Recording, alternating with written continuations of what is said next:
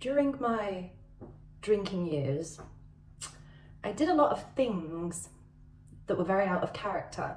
And in fact, it was almost like the part of my character that I deemed immoral came out to play when I was drunk.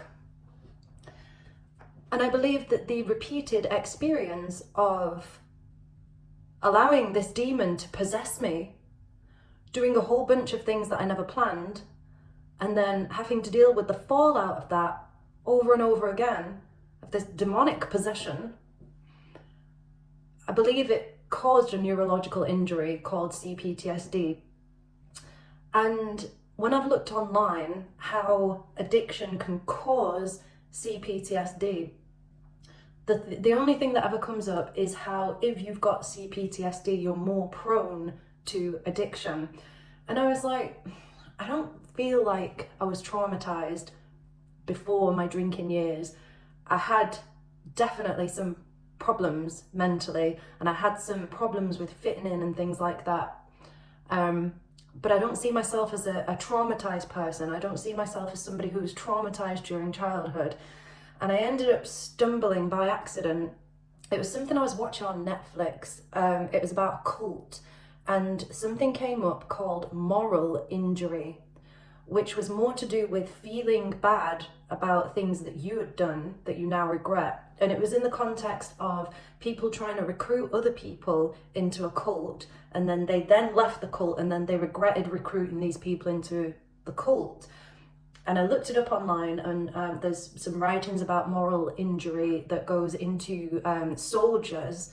So obviously soldiers who've been to war can suffer from PTSD, CPTSD, because of horrors that they've witnessed. But they also can suffer from something called a moral injury, because they have done things that they now see as being extremely immoral because of the circumstances they were in. So this piqued my interest, and I heavily resonated with the idea of having a moral injury. And if you look at CPTSD, there are writings about it of how it's actually a neurological injury. So if you have something like a personality disorder or autism, ADHD, anything like that, it's to do with your neurology, the way the brain firing systems and the pathways are skewed in one area, not there in one area. I'm not quite sure how the science works. If you develop CPTSD or PTSD, certain neural pathways are enhanced, other neural pathways are diminished, and they get changed, and there's glitches, and you start acting in ways that you didn't used to act in. You develop these coping mechanisms and weird reactions to things. So that's seen as kind of an injury of the neurology, an injury that came in and rewired the pathways. So moral injury, how I'm viewing it, is the same as that. It's the trauma of having made decisions under conditions that changed, that brought that decision-making process so far away from the core of who you are and kind of these standards and the identity that you've set up for yourself. So it feels like, wait, that wasn't me who did that. That wasn't the real me who did that, but it was me doing it, and now I'm responsible. And I really wanted to talk more about this because I think people, there's not a huge dialogue about this. It took me a long time to find a phrase for it. You have a lot of people who are addicts and alcoholics, or ex-addicts and alcoholics, kind of talking about, well, I drank because I have childhood trauma. I was an addict because I have PTSD and I was escaping from my pain. And no one talks about what you actually do to yourself and the trauma you put yourself through physically by putting yourself in dangerous situations and making bad decisions, but also the actual thing of feeling like you've had your identity hijacked, feeling like you definitely wouldn't act like that anymore, and I'm so ashamed of it, and I'm having an existential crisis and an identity crisis because I can't work out where that person, that demonic force ends and I begin. you have real experience of your shadow. You know,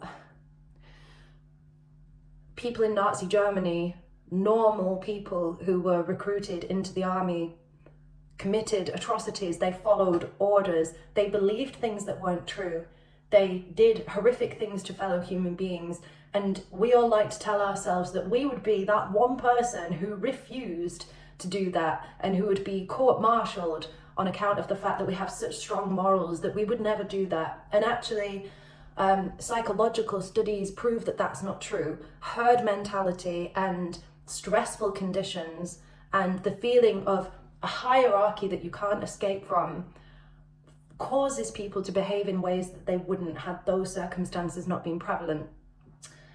You see that in the Dr. Zimbardo experiment, the Stanford prison experiment, and experiments by Stanley Milgram.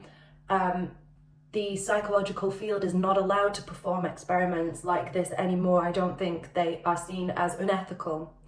But it's useful that we had those experiments performed because, for example, the Zimbardo experiment, they took a bunch of normal college kids, they put them into a fake prison, and they knew they were signing up for the experiment. It was all done, you know, arguably by choice, but they did have the right to leave the experiment.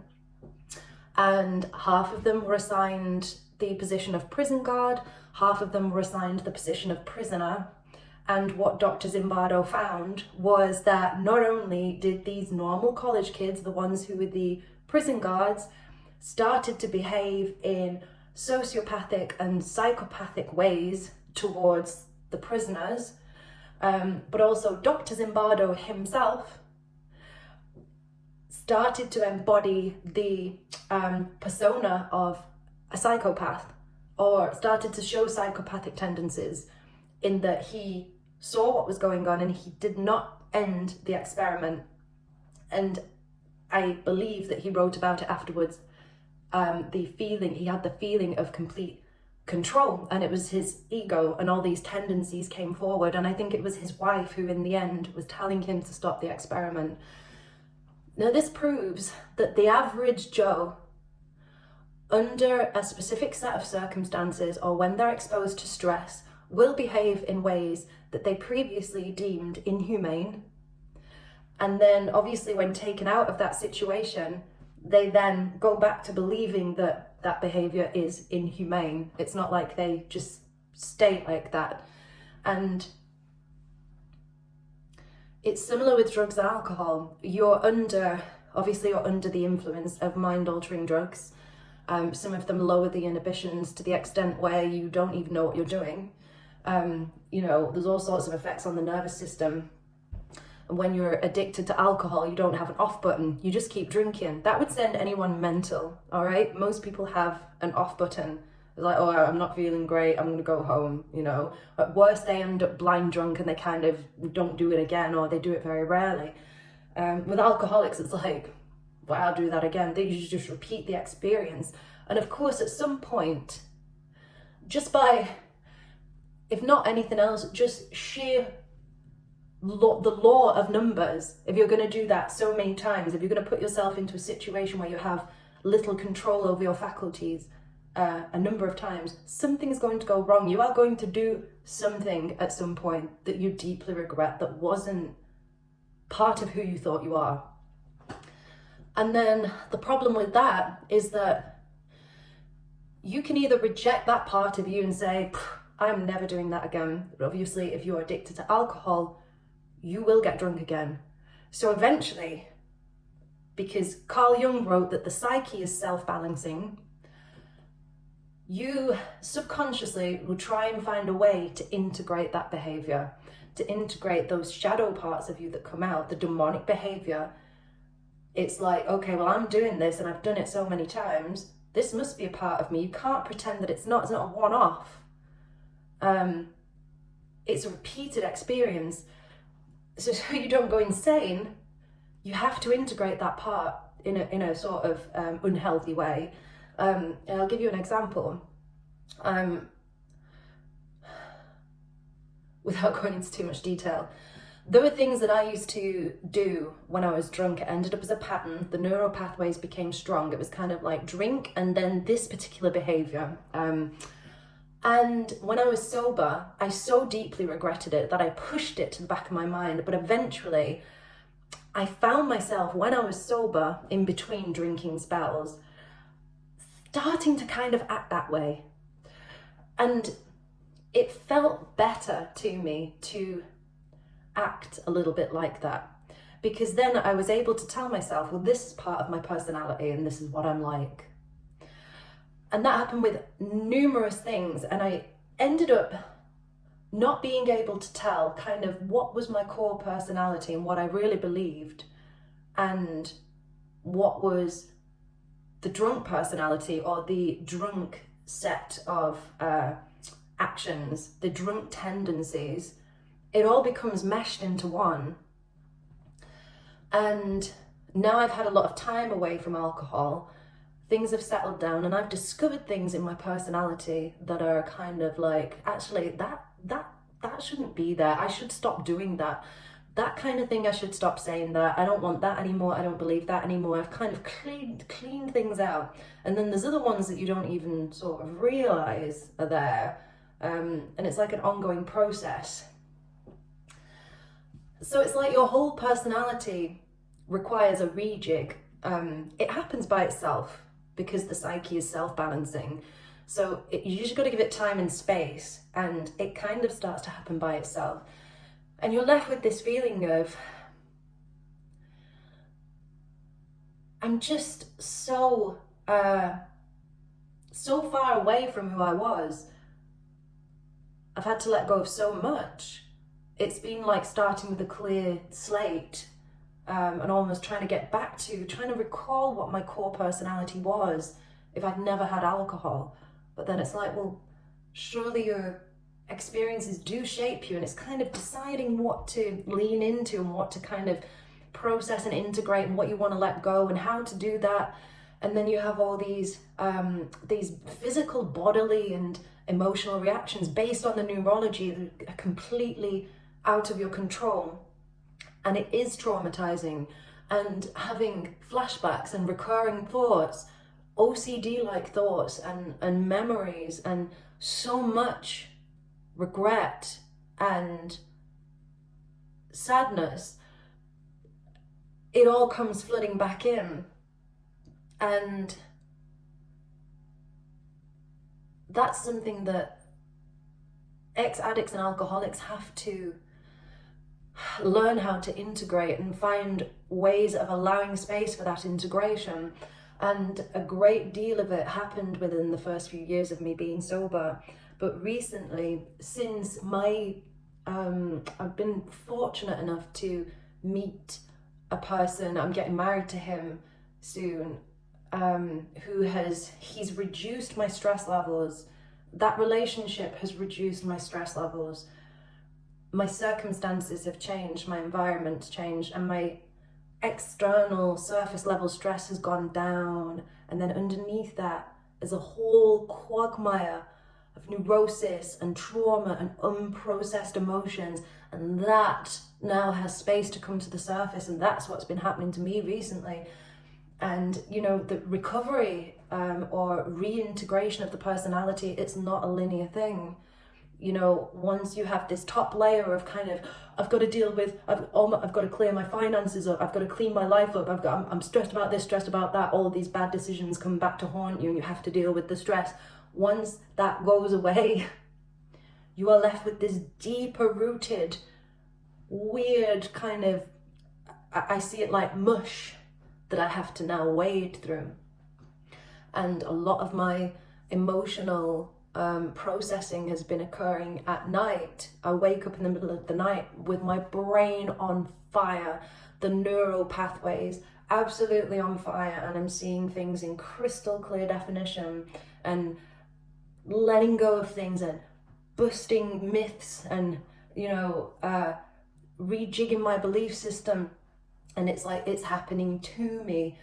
And I can see how all my defense mechanisms, I've created some exceptionally strong defense mechanisms in order to cope with that sense of having of being morally injured, of having a neurological injury. The pain from that, I've kept it down. I've had the surface level stress to deal with it with I've had the surface level stress to deal with, and that stuff hasn't come up. And now that it has the opportunity to and the space to, I can just see how deep that is. So I'm going through this kind of quagmire at the moment, and it's very hard. And I think managing your addiction is not enough. For me, it wasn't enough for me to say to myself, I am an alcoholic and I must manage my alcoholic tendencies every day. I must look for my triggers to drink and learn coping mechanisms. And even, I did go down the AA route very seriously for a while. I love AA. I still love it. I love the principles, but I got heavily involved in it for a while. And that it gave me a reframe for everything. It was kind of like, whatever I've done that's embarrassing or not me, it kind of doesn't matter anymore because I can use my experience to help others, right? And that kept a lid on things for a while. But, for whatever reason, the type of person that I am, or for whatever reason, I kind of went through that and started to see it in a different way. And now I'm just going through the baggage and the trauma without the reframing of either, well, this is going to help others. Don't think about this. Go out and help other people because that's healing. And you're adding good stuff in there so it negates the bad, which is a great thing to do anyway. I've kind of had right, I'm going to be there for my family, they need me to be alive and well, so I'm going to be there for them. It's all this reframing that goes on, it's not your fault, you have an illness and you just have to manage your illness. But I've come to the end of all of those kind of thought-stopping cliches in a sense, or the reframes. I've come to the end of the line with that, and it's kind of like, all right, what's really here?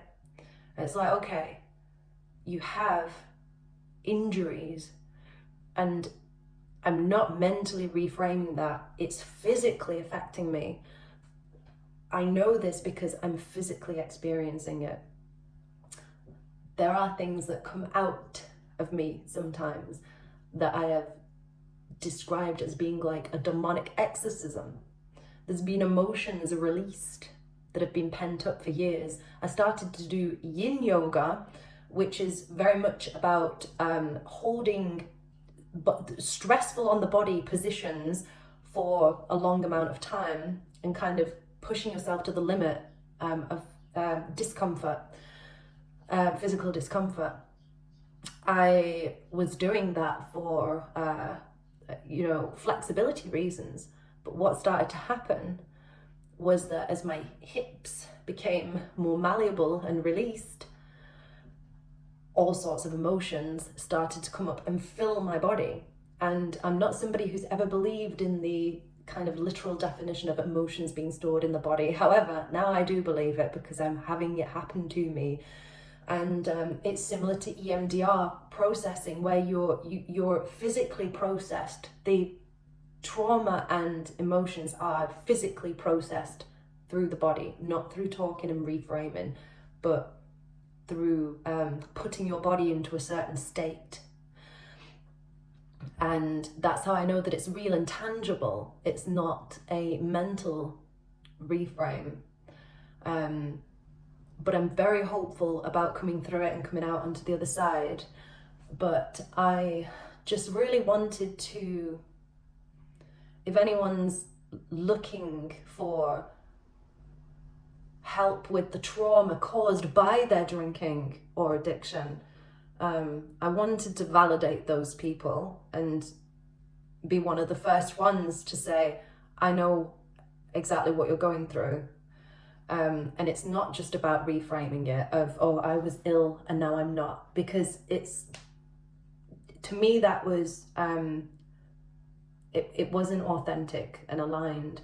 this is much more aligned. It's like I have injured myself, possibly permanently, from doing this, not just in my body, but in my soul and identity and psyche and sense of self. But just, if you are going through this, just create the space